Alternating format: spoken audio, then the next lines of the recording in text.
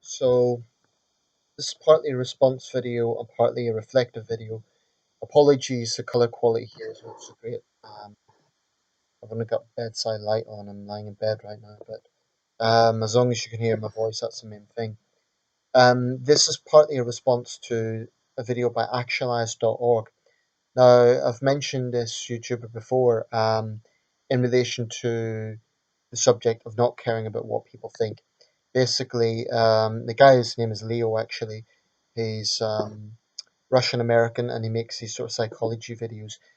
I have to say, I've seen a few of his videos, and overall, he comes across as well, you come across if you happen to be watching this, which is unlikely, but yeah, he comes across as intelligent and reflective guy. And the video about not caring what people think made a lot of sense. It was very intelligent, very reflective. But I've just typed it in how to control anger or something like that, and actualize.org came up. Now, the opening pitch of the video basically was insulting people. You basically admitted that you hadn't experienced any time in your life really, really powerful anger. You'd been angry at times, but you've never experienced powerful anger. Um, which automatically raises question marks because how can you lecture people and assume a position where you are basically assuming to be an expert on this subject, or at least in a position to motivate people in this particular field, when you're basically admitting you've no experience in it. As someone made an analogy below, a guy made an analogy that's like me telling a woman what it's like to have childbirth. If you haven't experienced something, you simply cannot. Doesn't mean you can't have an opinion on it, but you can't relate, and you more or less admit that yourself. Then you went on in your opening pitch within the first, I believe, minute and a half to outright insult people. You said people who have, those serious anger problems are, in your view, disgusting. And you quote the example of people yelling in other people's face and flaming people online. I assume what you mean is like using cap letters and so on. And you went on just outright insult people. Now, there's a few things I want to say about this.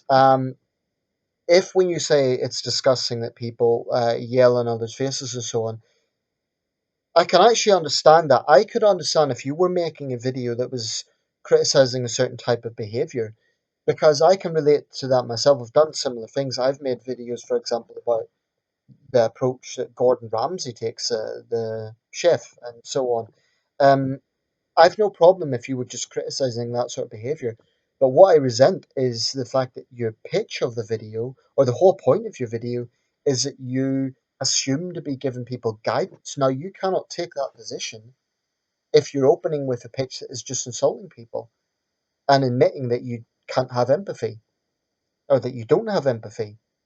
So I wouldn't have a problem if you were just someone making a video and expressing your thoughts about how you don't like people expressing their anger in that way. Then I'd think, okay, well, it's just someone expressing their thoughts. But what is pretty, to be honest, arrogant about your video is you're assuming this sort of idea that you can lecture people when you haven't been through it yourself. That's absurd.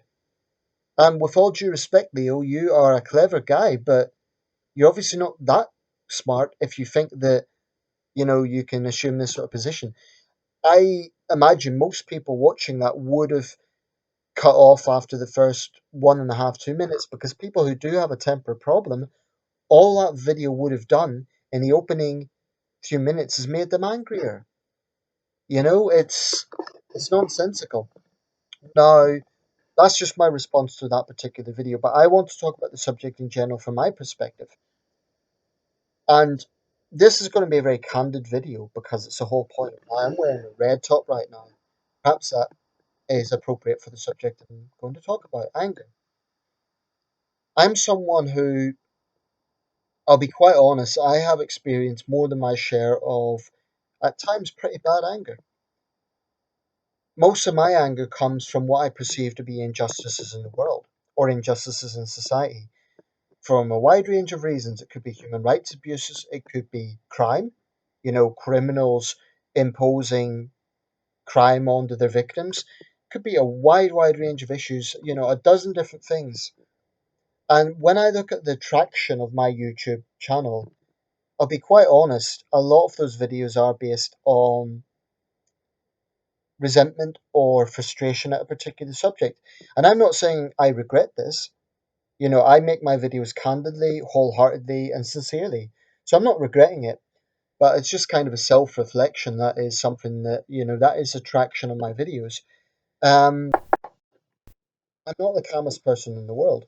One strength that I do have is that I manage to hide it quite well.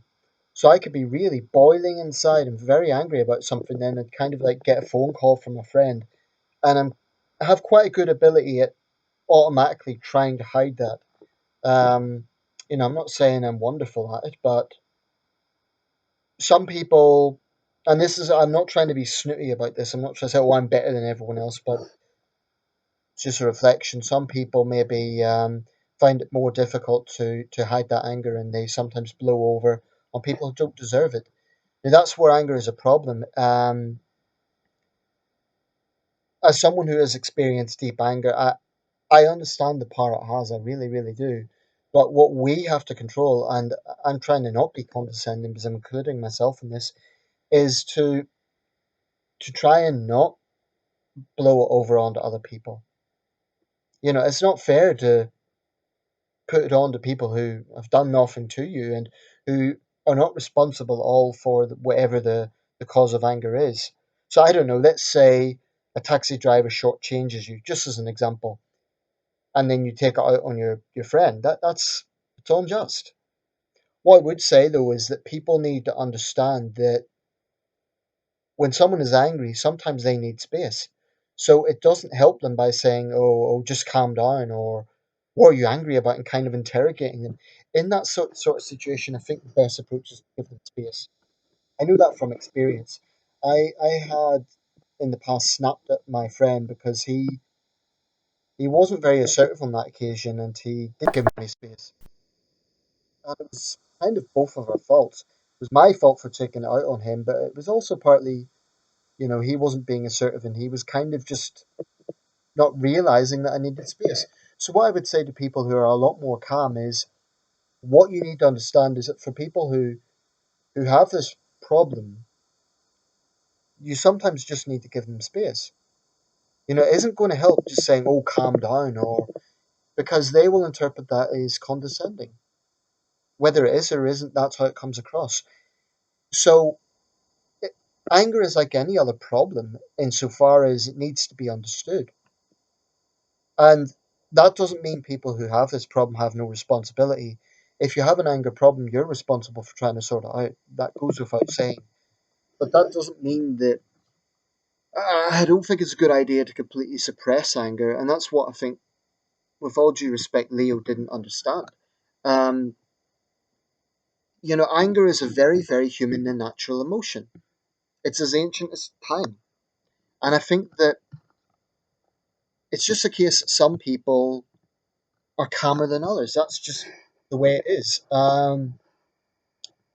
I mean, you definitely get different levels of this. You get people where their anger problem is such that they resort to violence and so on. And in those cases, they absolutely need help and they should get help because their anger can potentially, hurt others. And if they don't get help, they're being selfish. If they know that they have a problem, they're not getting help, they're being selfish. Um, so I do maintain that. My anger, what I've experienced is it's like a tangent sort of effect or a domino effect. I'll be frustrated about one particular subject, and then it gets me on to it leads me on to thinking about something else. And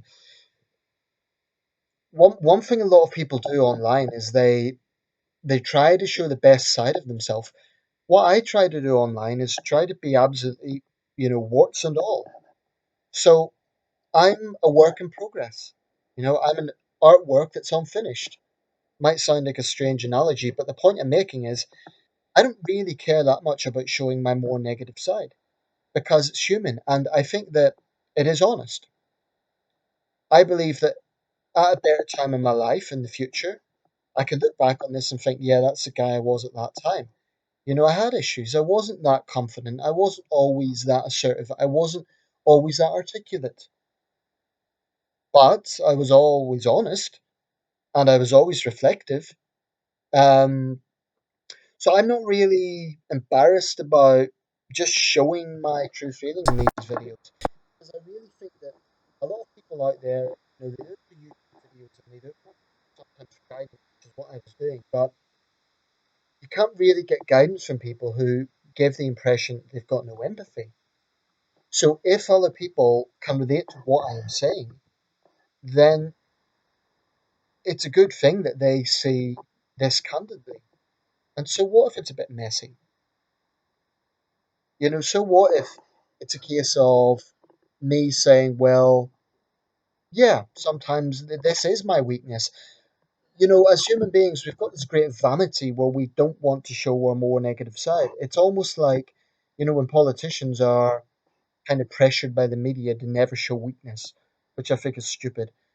Personally, I welcome politicians who are honest about their weaknesses. And, if a politician, for example, got up and said, yeah, I was treated for clinical depression, I would say, respect that man, respect that woman. They're being honest. This is a human problem.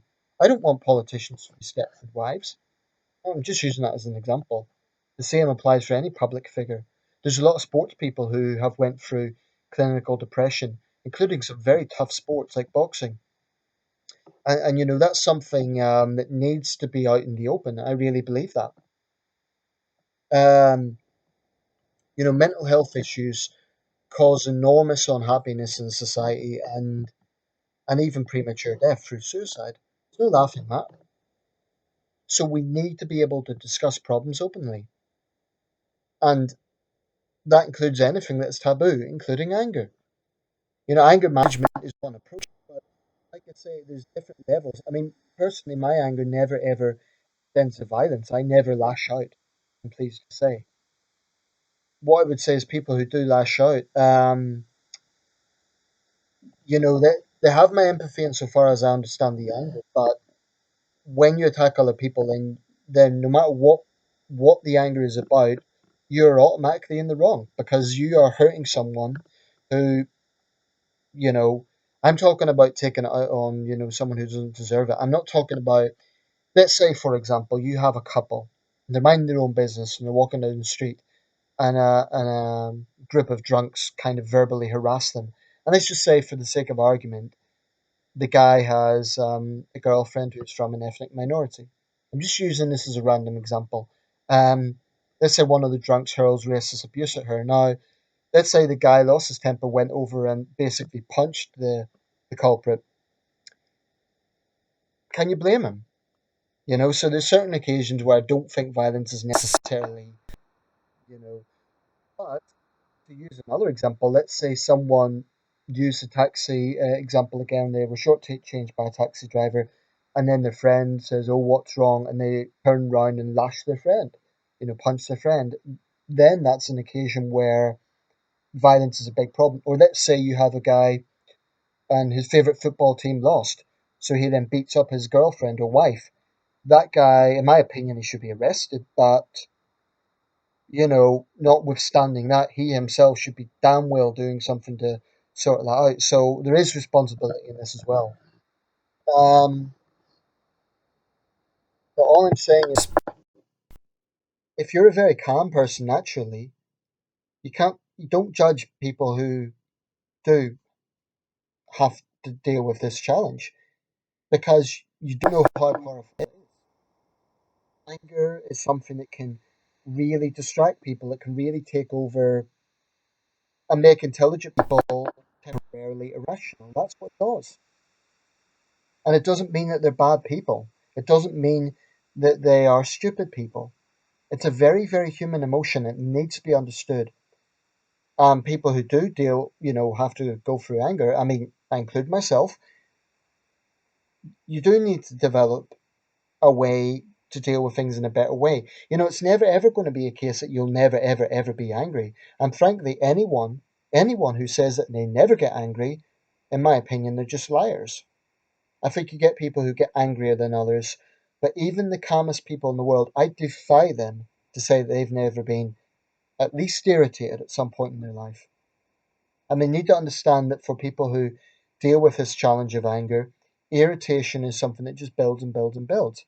You know, there is a lot of psychology involved in this, and a lot of it's to do with inner peace and how we deal with things and so on. And I mean, I'm happy that I have the ability to not show this so much in public, but that doesn't mean it's fun. I still feel this anger. You know, it could be watching a video or reading a particular news report or whatever, and I have an ability to hide it from others, but I still, and I've shown videos where I have expressed my anger. Anyway, let me know your thoughts. And Leo, if you happen to come across this, I'm not, yeah, I'm not trying to demean you, but I'm just responding honestly to that video, and I think you need to really consider the approach that you took. I'm guessing you won't care based on the previous video that you made, but it's not a good approach to take. It's not a good pitch to take at all. Let me know your thoughts. Thank you.